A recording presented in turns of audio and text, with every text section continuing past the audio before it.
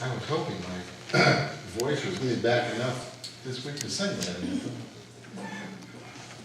The biggest regret of having a cold. Okay, you heard the story. Seemed pretty straightforward, didn't it? To us, in our world. But to those who heard Jesus tell the story, this story was outrageous, scandalous. Probably many thought he was completely out of his mind. We don't really get that sense when we read this story, do we? Well, let me set the stage. Jesus is talking in the temple there, teaching. He says, it's like a man going off on a trip, and he calls his slaves together, and to one he gives 5 talents. Now, I like Eugene Peterson's translation, The Message, and we use it a lot because it kind of opens up the text to us. But I got an issue with this one. He says, instead of 5 talents, 2 talents, and 1 talent, he says $5,000, $2,000, and $1,000. He could have done a better job. A talent, a Roman talent that Jesus talks about is 75 years of income. All right? It's 2 lifetimes worth of income. A Roman talent today, I checked last night on the internet, I don't know, but 35,000 is pretty much kind of a mean income for personal income. In this country, that means a talent is worth 75 years now. A talent is worth 2.6 million. And the first guy got 5. That's $13,125,000. Okay, so the first slave he gives $13 million to. The next slave he gives $5.5 million to. You get the picture? This is nuts. What's wrong with this guy? I mean, here's a landowner, he's giving away a fortune to his servants, and then he leaves. 13 million to this guy, 6 million to that guy, 2 million to that guy. It's an astronomical amount of money, beyond what anyone listening could even imagine. How would you like it today if when you went out of church, I gave each of you $13 or $14 million? Would that be all right? Think they might increase attendance next week? Well, I wish I could.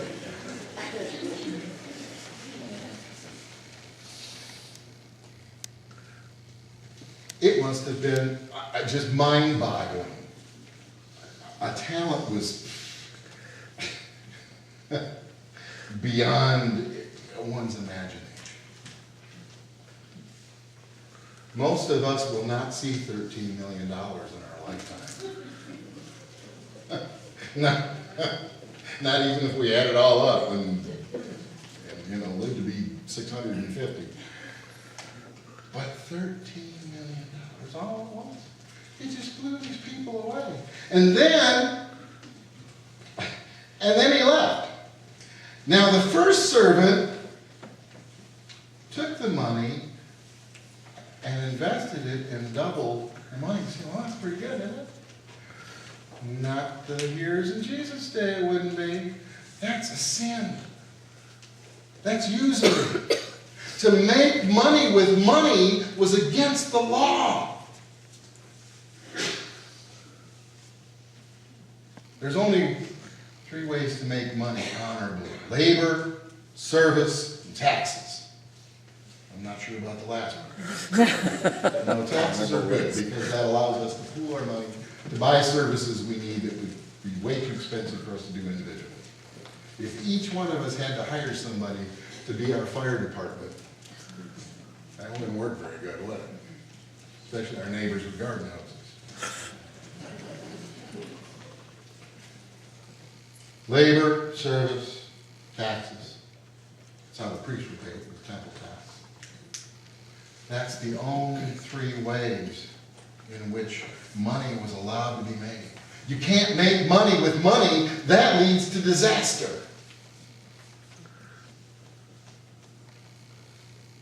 Gee, maybe that was a good lesson.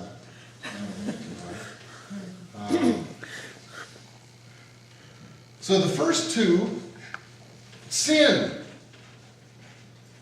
They go off and they invest the money. It's against the law of Moses. And they make more money. The third guy, and he's really the key to the story, the third guy does exactly what is prescribed in the law of Moses. He protects that investment. He protects it by burying it in a safe place, which was common practice because to put it anywhere in public was to risk the money.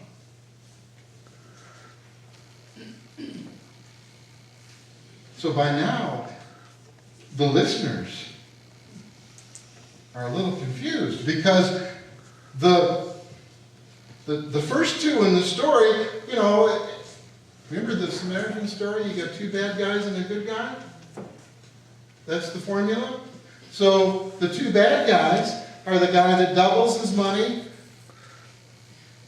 and then second guy that doubles the money, and the good guy is the guy that preserves and saves and keeps that money safe for his master. We got the story all figured out. And after a long absence, the master comes back and settles up, and the one that was given 5,000 so much, he doubled his investment, and the master not condemned him, but commended him. Huh? He said, "Well done, good and faithful servant." That's the translation we're used to. "Good work. You did your job well." Oh, wait a minute. That's not right. He was the bad guy. He was committing usury. He was making money with money. That's not allowed in the law. From now on, you'll be my partner. No longer a servant or a slave, but a partner. And the one with the 2,000 showed up and showed out he doubled his master's investment, and the master commended him. "Good work. You did your job well. You'll be my partner." And then the third one, who did the right thing, the hero of the story, comes up and says, "Master, I know you have high standards and hate careless ways, and that you demand the best and make no allowances for error.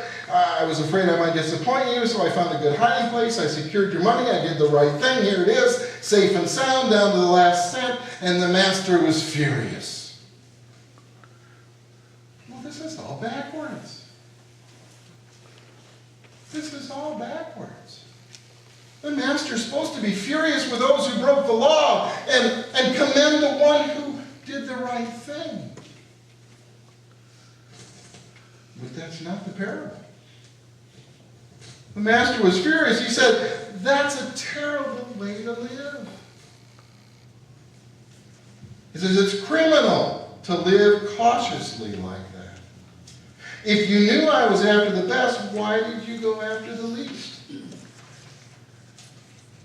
In fact, you did less than the least. The least you could have done was invest the money where I would have gotten a little interest. The least you could have done was sin a little." I mean, that's what's going on in the hearer that's listening to Jesus. What is he talking about? What could he possibly mean? And then the master says, "Well, we're going to take the 1,000.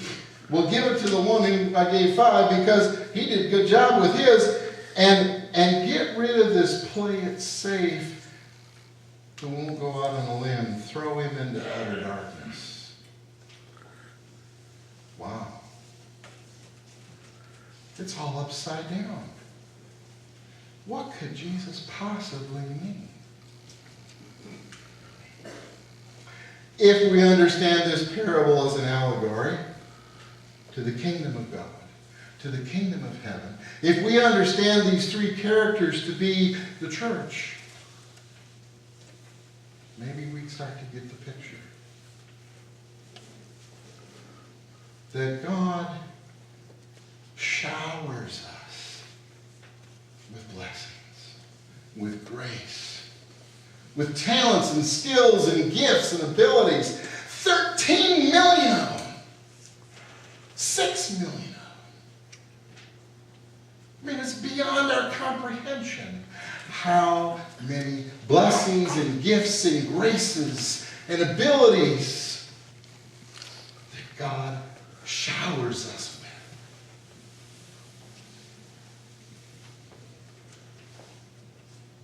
And then leaves us to do the work. Well, it doesn't really leave us to do the work. It's still right there. Prodding and pushing and encouraging. What do we do with those gifts and graces?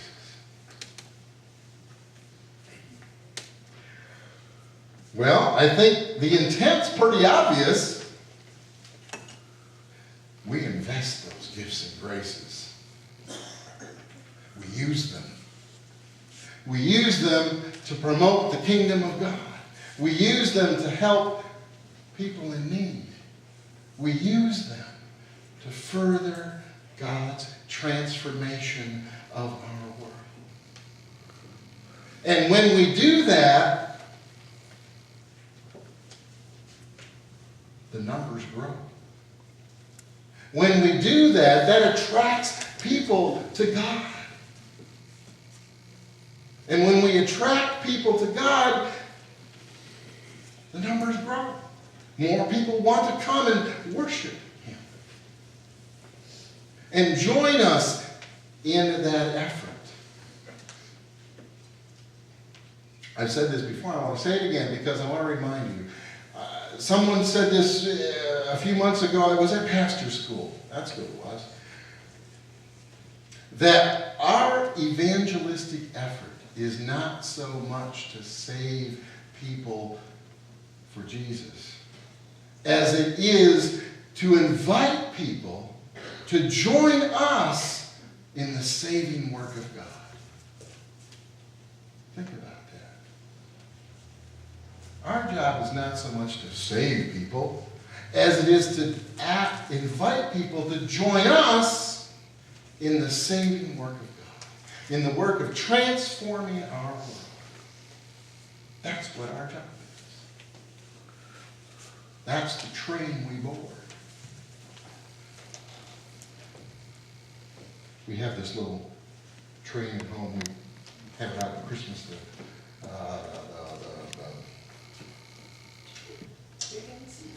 No, it's the Grand Rapids one, the Polar Express. And if you push the button on it, you get Tom Hanks going, "All aboard the Polar Express!"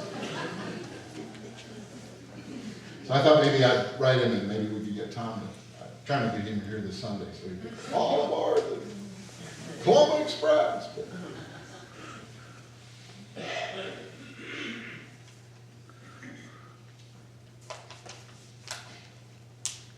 The other message is pretty clear too. The one that's kind of, well, get out of here is the one who is all about preserving what is and about hunkering down. And you know, I'm proud of our administrative board because, you know, we look at the numbers and the numbers say, cut some expenses. We might need to cut some programs. We might need to cut some staff. We might need to downsize our thinking a little bit. Because we can't quite afford what we're actually wanting to do. Well, I think that's like the last servant. Kind of hunker down and preserve what is. And guess what happens when you do that? You die. Now, I'm all for fiscal responsibility. Milton and I have this nice play, you know, I push it that way, and he goes, you know. And that's necessary, because too much of that, you end up being like the last servant, and too much of the other, you end up in real trouble. But it's good to have a little challenge. It's good to say, look, these are the ministries we're involved in. These are the things we do. We are committed to the food bank. We're committed to Kids Hope. We're committed to having a parish nurse. We're committed to all these different things. And we believe that we will find a way to fund it. We're not going to compromise who we are and what God's called us to do. We'll find a way. That's getting on board. And I believe that's what this parable calls us to do. It calls us to take a step of faith and say, you know what? We can afford to do this much, so let's do a little bit more. Because we know that's how God works. And we know if we're going to get on that train, then we're going to be expected to do the same.